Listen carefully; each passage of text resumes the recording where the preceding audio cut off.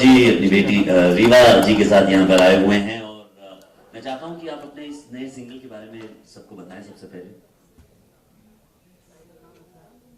Single is called अरे सावन park park नहीं है और भाई। ये एक सराय की ठुमरी है जिसमें मैंने थोड़ा सा स्पेनिश ब्लेंड किया है।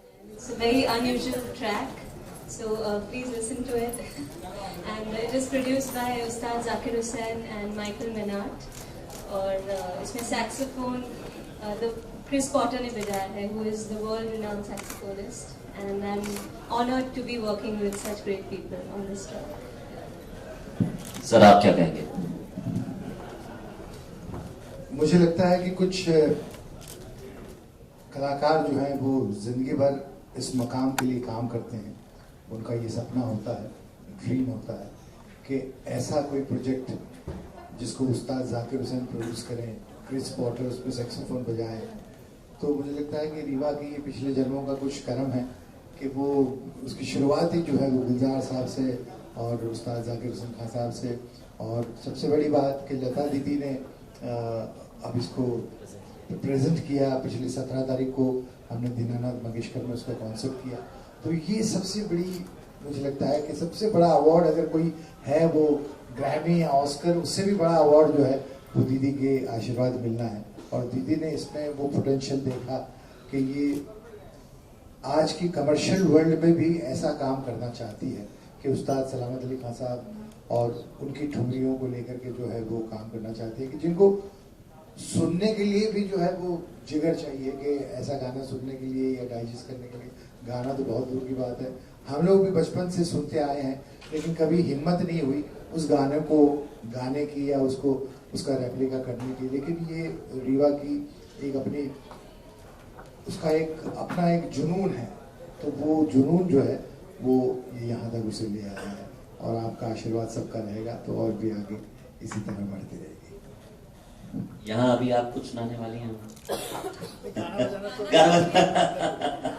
चलिए तो हम सेलिब्रेट कर लेते हैं ये एक छोटा सा केक आपके इस नए गाने के उपलक्ष्य में।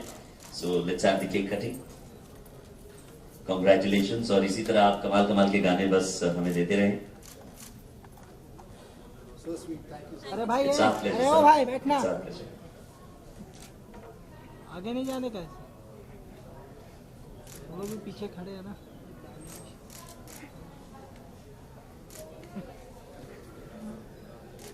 रूम में नहीं जाने का भाई। आप लोग भी लीजिएगा केक। थैंक यू सर, ले थैंक यू। सुपर, बाइट करेंगे। बाइट कर लेते हैं।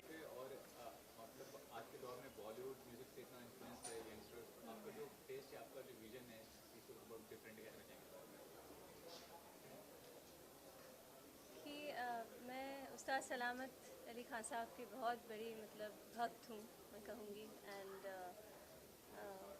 उनको ही सुनकर मैं बड़ी हुई हूँ।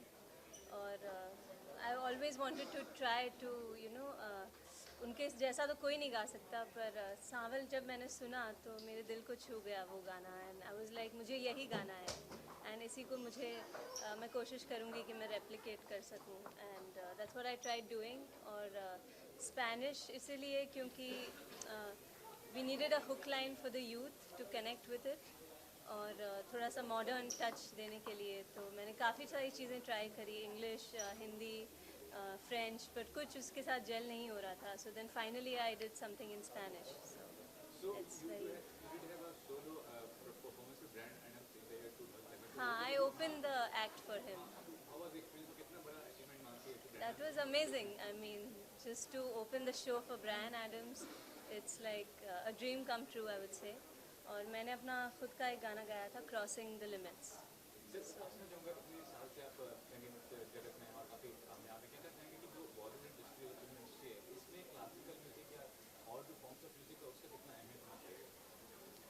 अहमियत तो बहुत होनी चाहिए, लेकिन इन दिनों हो नहीं रही है।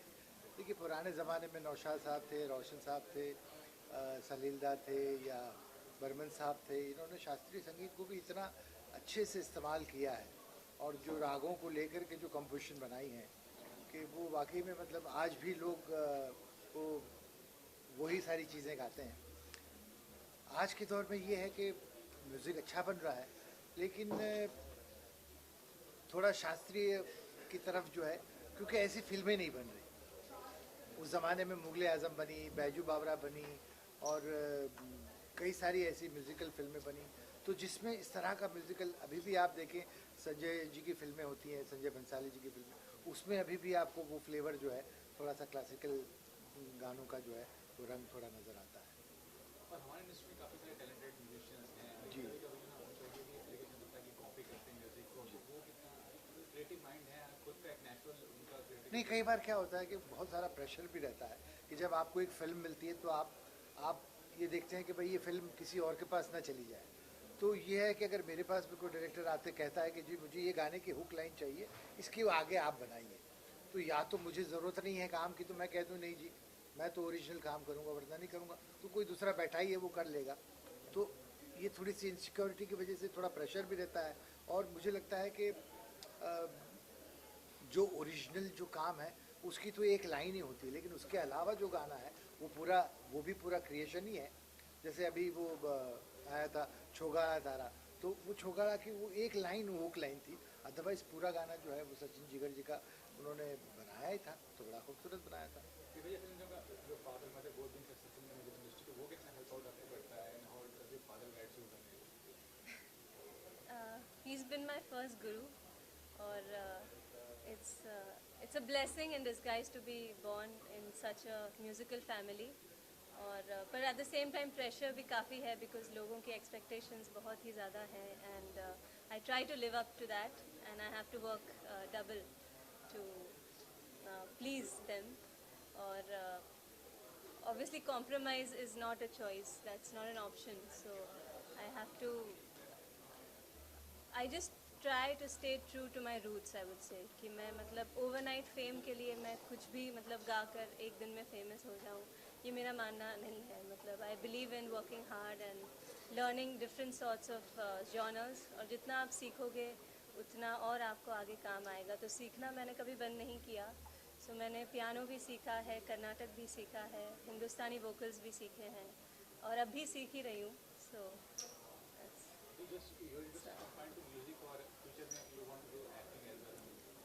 I don't mind. I don't mind. If I get a good role, then yeah, why not? But फिलहाल singing पर ही focus है. Yeah. बहुत बहुत शुक्रिया आप सबका, आप लोगों ने समय निकाल के Thank you. यहाँ तक आए हैं। हाँ, सावल की 2 लाइन रीवा सुनाएगी।